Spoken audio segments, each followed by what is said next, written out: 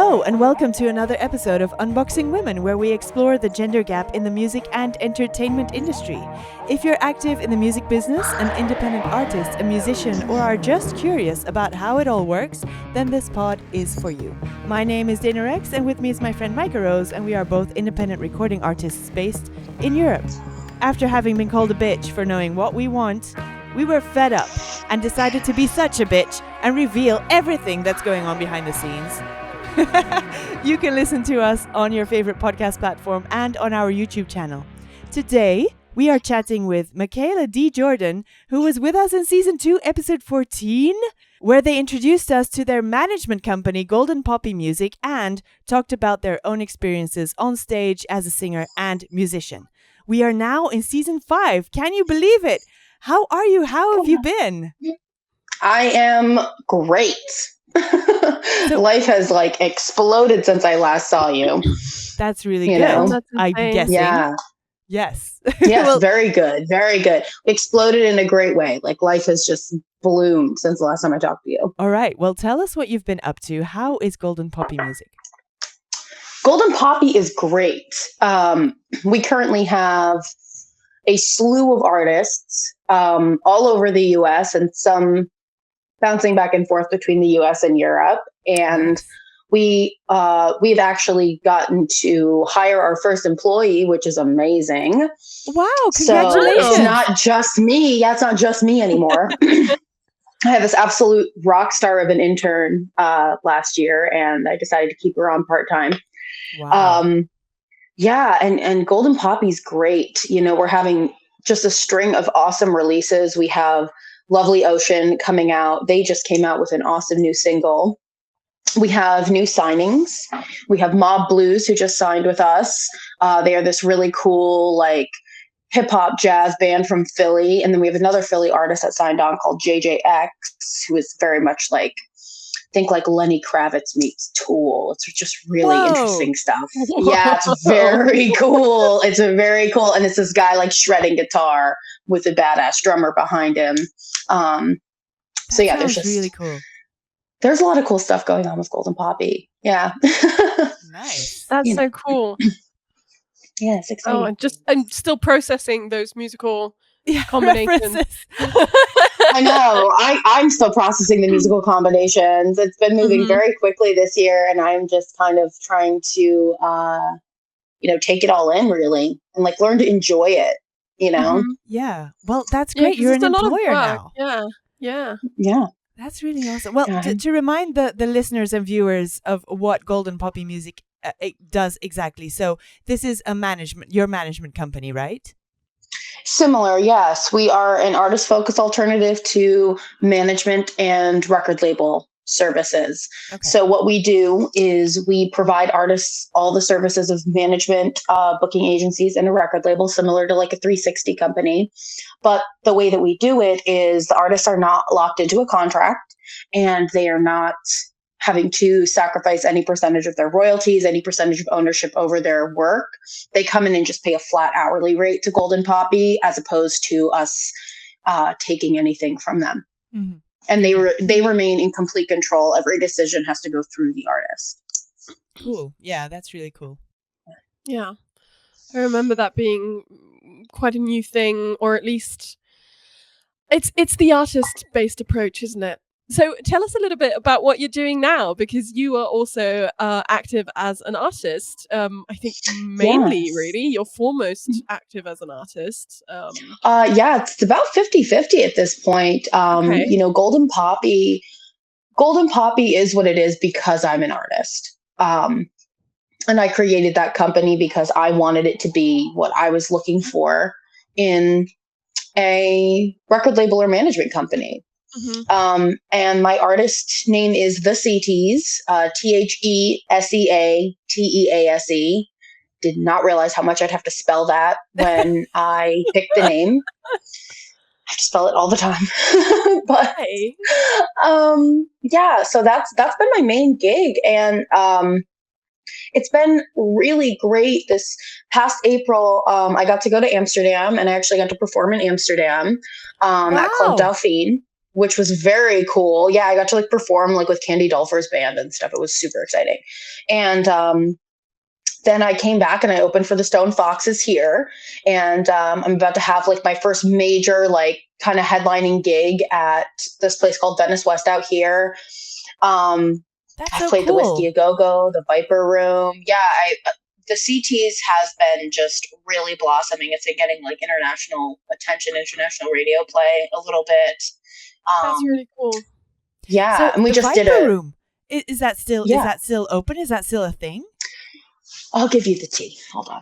Okay, so spill. There is this awesome like older punk lady that works security. She's the head of security at the Viper Room, and she like likes me for some reason. And I like asked her about it last time I was there because I love going there. And she gave me like the real details. She's like, every band that's coming to play through here is saying that might be the last time the Viper Room's going to be open. And she was like, they're going to try to keep pushing it back because it is a historical place. Yeah. And the music scene here in LA is furious. So what they're trying to do is they're trying to tear it down because it's like a single floor and then a basement level. Mm-hmm. And it has like a little venue down in the basement. It's like an acoustic lounge and then the main venue upstairs. And what they're trying to do is level it and build a venue on the bottom and then high rises on the top. Now it's in this neighborhood called West Hollywood, which is this very like high end neighborhood. Like the condos there are like millions of dollars. So everybody's issue is nobody who is paying that much money to live in a high rise on the Sunset Strip is going to like want to live above a venue. Viper Room. Yeah, exactly. Yeah, because the Viper Room is like really raucous, and like that's what's great about it. Is it's still kind of gritty, but it's like a vampire club. It's amazing. Yeah, and I've been there. Actually, I've been there. I love it. It's my favorite place. It's my favorite place to play and my favorite place to go. Like, so, you know, they are just fighting tooth and nail to not tear it down. The rumor is spring 2023. The website still says that they are booking out into March. So, okay. Fingers crossed. I thought it was already done because I had seen like an article over here in the press in Europe saying that it was over and it was going to be the last evening or the last weekend and it was done. So I'm surprised that it's still going and that they're trying to push it back. Honestly, I'm not surprised because we had a situation like this in Cardiff, which I know is not the scale of LA, but there's this one pub that everybody went to. Yes, Cardiff. I'm sorry, 140,000 people, not the scale of LA. However, it's like Boston. Big music scene. It's smaller than Boston, much smaller. I think. Boston is huge. Boston's a college town with a harbor. Don't let it fool you. Like it's not that big. I haven't been to Boston yet. Cardiff is also a college town with a harbor, so maybe it is like Boston. But basically, there's this pub called Porter's, and they it's in a really strange place. It's underneath train tracks, and it's got like this outside area that's super industrial and badass. Sounds so cool. So cool. It's one of the main music venues there. Really, you always do like gigs at Porter's, or you do open mic night at Porter's, and it's like so close to the university, and everybody loves it. And then they were going to shut it down. I think I don't know if it was a big company or if it was the city, but somebody was trying to or had bought that building and they were going to like tear it all down and build up something new. And they rebelled so hard. And I think it was like 2 or 3 years that this was going on, probably 2 years. And they were saying, oh, we might have to move and we're looking for a place to move to. And I think they're allowed to stay now. I think they managed to stay. I'm thinking that's what's going to happen with the Viper Room because it's weird. It's very strange because there's all these petitions going on right now trying to stop it. And there's all this stuff going on trying to save the Viper Room. But then at the same time, there are booking agents that are booking at the Viper Room and kind of using it as leverage, like, don't you want to play the Viper Room one last time? Yeah. And then all these bands are like, oh, I'm going to play the Viper Room before it closes. It could be like a last gig at the Viper Room. So it's weird. It's like the music industry here on the one hand is trying to save the Viper Room, but then on the other hand, it's also like kind of using the fact that it's closing down as marketing leverage. But yeah, it's very strange. Very, very LA. Are they also using it like, so we won't pay you because, you know, it's like a privilege to play there, or how does that work? I have some thoughts about one of the main booking agents at the Viper Room. It's actually been like very difficult, and she has made things very difficult for some people to book there, and has gotten very aggressive with a lot of local bands. And yeah, it's basically one of those deals. It went from being like the Viper Room itself saying, you'll never have to pay to play here. We'll just do a door deal, which, you know, they'll give you like a percentage of whatever the door makes, to this person coming in and kind of monopolizing on the booking there and being like, oh, well, you have to pay me for 20 tickets. So you have to pay her $200. And then, but the way she spins it is, oh, well, you know, if you sell 25 tickets, then I'm just taking that 20 ticket cut from you. And then you get to keep everything after that. It's still pay for play, though. It's pay to play. It's pay to play. Like the way they swing it is they're like, well, you should be able to sell these many tickets. And it's like, okay. Yeah, because it's the Viper Room also. So it's like, say she'll give you 50 tickets to sell. And she's like, okay, well, the first 20, I'm keeping all the money from that. And if you don't sell 20 tickets, you still owe me the money. Yeah, exactly. That's ridiculous. Yeah. Yeah. Especially yeah. A lot of places do percentages. In one of these quotation marks, if it's only 50 tickets and you take 20 of that, that's a huge cut. Yeah. That's huge. It's between $200 and $300 that you have to pay up front. Like you literally have to walk in the venue, and before they let you load in, you have to pay that money in cash. Exactly. And percentage wise, it's 40%. It's a lot. Yeah. So, and I have to say, a lot of venues don't do that around here. You know, Venice West, where I played January 24th, they are fantastic. They just do a straight 50-50 door split with everybody, which is very fair. I'm totally fine with that. I understand that a venue needs to take a cut. But yeah, I basically, I don't know if I'll be able to play the Viper Room again, because I came to her calmly, because I had been bringing her bands, and every band I had brought her was telling me that she was getting very angry and aggressive with them. And, you know, I came to her kind of calmly, and I was like, hey, I don't know what's going on with you, but like something is, you know, I've been having a lot of bands have complaints about you. And she pulled me from one of my gigs for bringing it up to her. Oh my God. And was just like, you'll never play here again. And I'm like, oh, okay. Wow. It's so funny that so it's weird. This is a woman that we're talking about. Yeah, it's very, very so strange. So. Is that something? I mean, this is speculation, but you know, does she do it because she needs to be one of the boys and she needs to be super aggressive like they are, and otherwise she's not taken seriously, or is this something else? I don't know. I think it might have like you know, to the discussion of the podcast, I think it does have something to do. You'll see this a lot with certain women in the industry or femme presenting people in the industry, where they will get quite aggressive and cutthroat because they feel that they have to, especially the older folks, they will feel like they have to fight for their place in the industry. Mm-hmm. And they will feel like they have to they'll feel like they have to work twice as hard and really like throw people under the bus or be super aggressive because they have gotten it, you know, in their heads due to patterns and due to like, you know, proof being in the pudding in the industry that they will not make it the way that men can make it. Mm-hmm. So it's unfortunate that some people do get jaded and they do get really angry about it. Yeah. You know? Well, that's really interesting. I hope you find some... Well, that's a tea on the Viper Room right now. Yeah. I'm so sorry.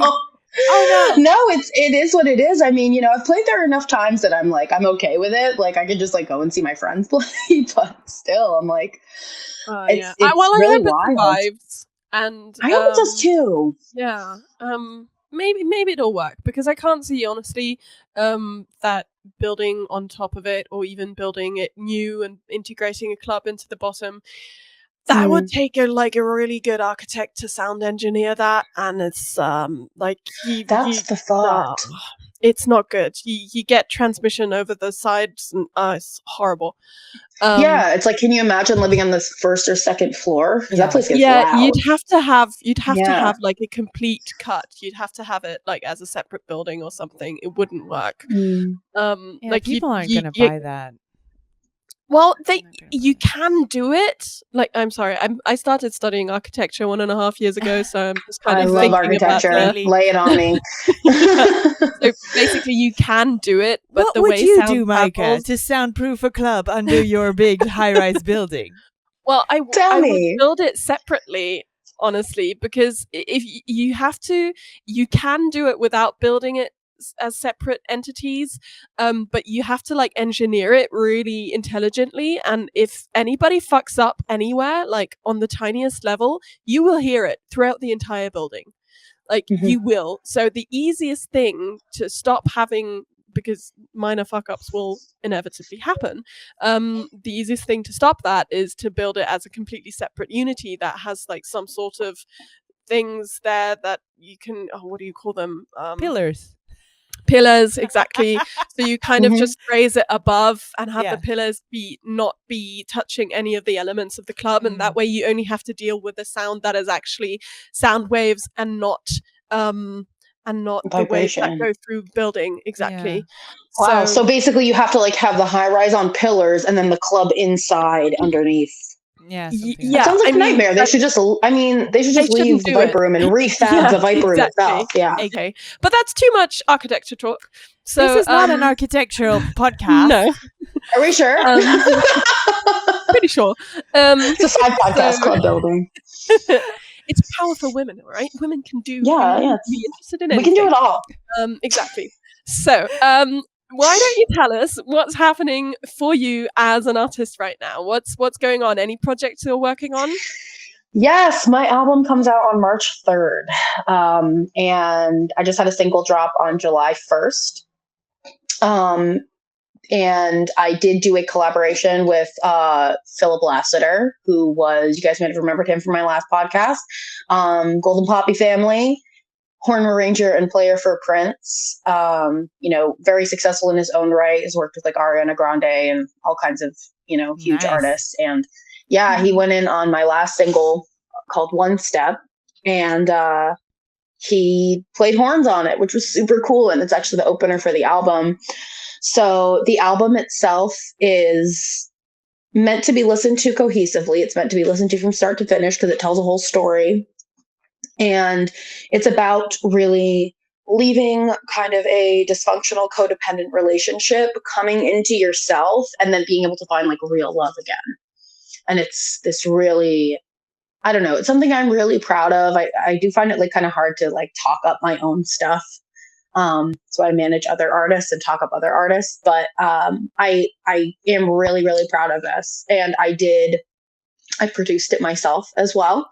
Nice. Which is, it's the first time I really did that. I learned from Fernando Perdomo, who produced my last album, and how many times I have sent songs back and forth to him to make sure that they sounded right, and just everything I've learned from him over the years of like being his friend, being his collaborator is incredible.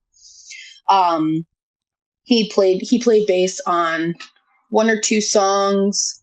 I have A. Michael Collins playing drums on most of it. I have Musical Dunk from Mob Blues and JJX, and Golden Poppy playing drums on a couple tunes as well. Yeah. And then, there's this big choir piece at the end that it has like local bands that I know. What? Oh yeah, there's a choir at the end, and I did a full string section too. This is huge. So I did not fuck around with this album. Like I really went hard. And it's all just things I've learned from people, like I was able to arrange the string section because I took Phil Lassiter's horn arranging class. So I basically took what I learned from the horn arranging class and transferred it to a string arrangement and did all of that. So that's very impressive. That's really impressive. There's everything from like musicians I've worked with to people I've been friends with forever. My mom is on there. My best friend's on there. My ex-girlfriend's on there. Like there's so many people. That's so cool. My current partner is obviously on there. Like, yeah, it's really good. So. And I like how you've integrated, like, indeed, like all the things you've learned, and then you're putting this all together and integrating all the artists you're working with, and that you like yourself, and then, and how many songs is it? 11. 11. Okay, so 11 everybody songs, needs to go listen to this album by the Sea Tease. Yes, it's called "Come Home to Yourself." Yeah, "Come Home to Yourself." Oh, all right, that's a great title. We're gonna link it in the show notes. Yeah. Yeah, and definitely gonna link it below. And which about the producing? So which software do you use? Honestly, I'm gonna tell you a secret. I did the whole thing on GarageBand. Ooh! I did the whole thing on GarageBand. I'm not gonna lie. Because a lot of it was not like a million tracks. I did like modulating, and I did like a bunch of stuff, but I really was able to just get everything I needed on GarageBand. That's amazing. I thought about like getting an external hard drive and doing Pro Tools and whatever, but it's just the software I was really, really comfortable with, and it is like baby Pro Tools. Yeah, it has most of what I need, and it's Logic. Yeah, Logic is pretty good. I use Logic too. So so I went in. Most of what I do, a lot of the instruments that I record with are live. Plug in and play. Yeah, the drums are tracked. All the drums are real. All the drums are tracked live. Like the only MIDI on it is like some keys and piano and the strings. But yeah, everything else was just like either mic'd or plugged in direct. So it's a very, like a live sounding thing. That's good. Did you record those things in like a studio environment? Did you have soundproofing, or because a lot of this can, even it like the plug and play, obviously that's a little bit different, but the drums, you have to mic them up and have it all sound right. Yes. The drums are something I am not super comfortable with. So the drums I went in and I sent out to my drummers, who are like pro. Michael Collins is who when I play in the Sea Tease and I play live, I call it like my little A squad. I have him and Fernando Perdomo on bass backing me up.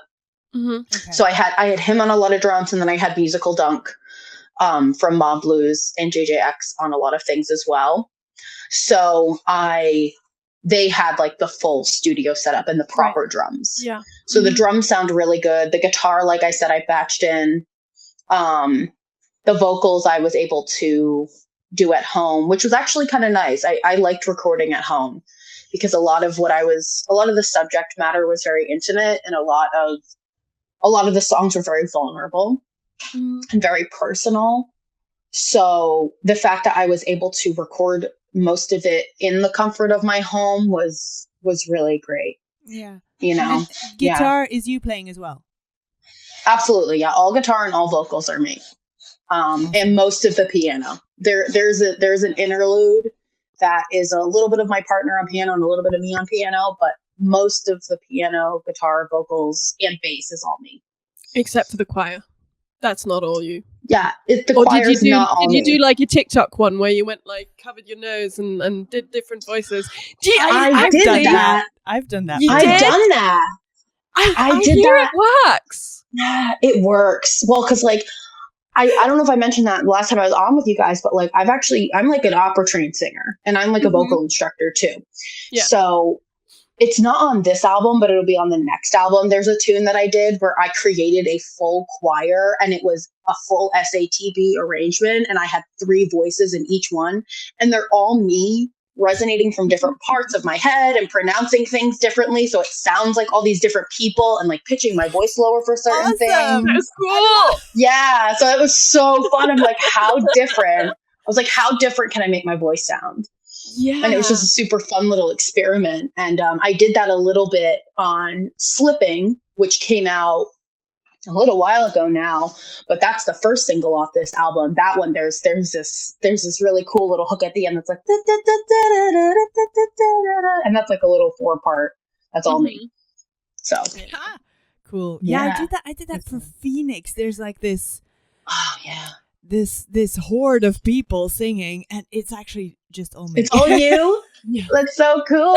I love that. My own bookings, but I've obviously like done them in mainly my voice, I feel, and it's I think the most thing I've done on songs that are actually out, probably like 3 or 4 parts, but I have written songs that are like so many parts, and I've done all the vocals, and it's so nice. You can create your own little choir. Yeah, it's fun. I love it. Because then you record them all, and then you finally open it up and you just listen to the choir, and you're just like, wow.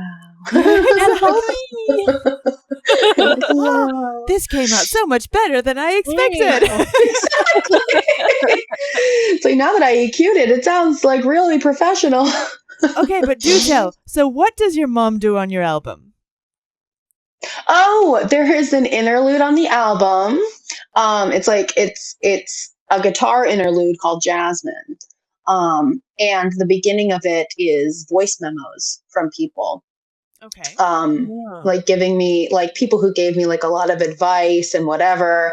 And so my mom, right before the guitar kicks in, she has this really great thing that she says. She goes, "When one door closes, another one opens, but it sure sucks when you're walking in the hallway. But no matter what, everything is in perfect divine order." And then the guitar kicks off. Nice.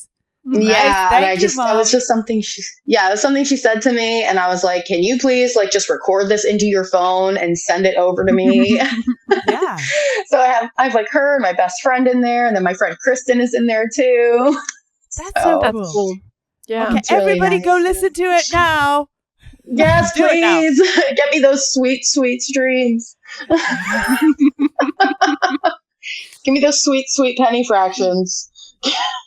Well, what is in your future? What is your, because you were already talking about a next album. The next album, yeah. Yes.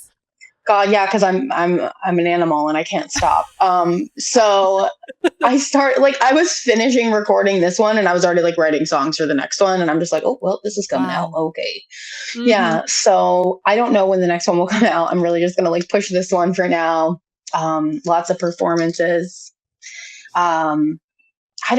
Honestly, I am in a place right now where I'm not trying to manifest the next thing. I'm just trying to manifest the next feeling. I'm just trying to manifest like my music doing its highest good and doing exactly what it needs to do. Because as I've been doing that, that's when all these beautiful opportunities have come about.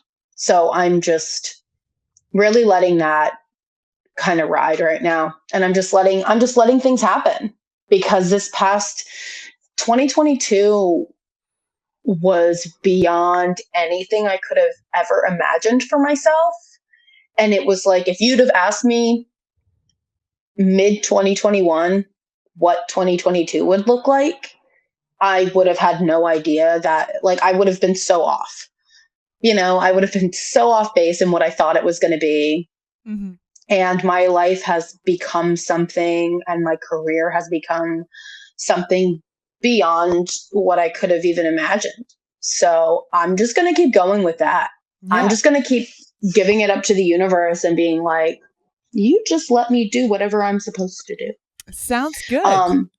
Yeah. I've been getting a lot of session work too, which has been really cool. I've been hopping in with a lot of people on guitar, and, on guitar and vocals. Yeah. Yeah. Oh, okay. That's so nice. Yeah. Yeah. It's been really fun doing that. So I love working with other musicians. So, if anybody's listening, feel free to hit me up, because I love doing session work. So yeah. Also, I wanted to ask another question, because you were saying that you liked recording at home because the songs were so emotional and so close to your heart. So do you how are you going to sing them on stage if you... I have been. I have been, and I don't know what it is. I think it's because I've been performing from such a young age. Like I think I started performing when I was like 8. And I don't know. I just feel very at home on stage. It feels like a very safe space for me. Mm-hmm. And I know going up on stage that what I'm putting out, is true to form, and what I'm putting out is true to who I am. So when I get up there, I just go up and try to be honest. And because I know if I go in with any fear of like, oh, what are people going to think, that it's not going to be as good as it is if I go in confident in what I have. Yeah. It was more the getting it out and getting it onto the recording that was vulnerable. And then when I listen back, I'm like, hey, this isn't half bad. Like then I can go and perform it a lot easier. Yeah. But the writing, you've done it so many times now because of the recording. You're more comfortable going into that space again. Yeah, I get that. Right. That. Yeah. And what was interesting about this album was that with my first album, Resilient, it was a collection of songs I had already written and honed in on. This I was writing while I was recording, and I was recording while I was writing. Like I'd write a song, go get it down, like as it was all coming, which was a new process for me. And it actually allowed me to expand upon the songwriting more. But just the getting it out was such a vulnerable process for me because I was recording while I was writing, as opposed to like getting it tight, going to studio with it. Yeah. Yeah. Also because you're still in the emotion of writing it and kind of being in the vulnerable space of writing, that it kind of, it makes it all a lot more fresh. Yes. Yeah. I was really happy with especially the vocal performances on it because of that reason, because they were a lot of them were very like in the moment and very much what I was feeling. Yeah. And it's interesting. It's way to do it. Yeah. Okay. I've also only written so, and then you write something and it's finished, and then X months later you have to go and record it, and it's not the same, is it? You're not in that space. Yeah, I preferred that. Yeah, so it was because it was a hell of a year. It was like I said, I got divorced, I came out as non-binary, and it was just like a lot of emotions processing. Yeah, and how has that been for you to come out as non-binary?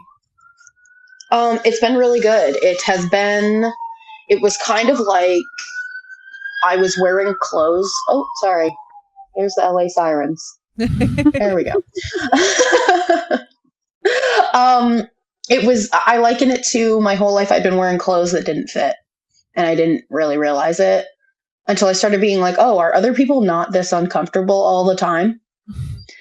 And then when I finally came out as non-binary, and especially like when I changed my pronouns and I really told everybody in my life, it was like I finally almost like I took off a corset, and I was like, oh my God, this is how people feel all the time. People actually feel comfortable in their skin like this all the time.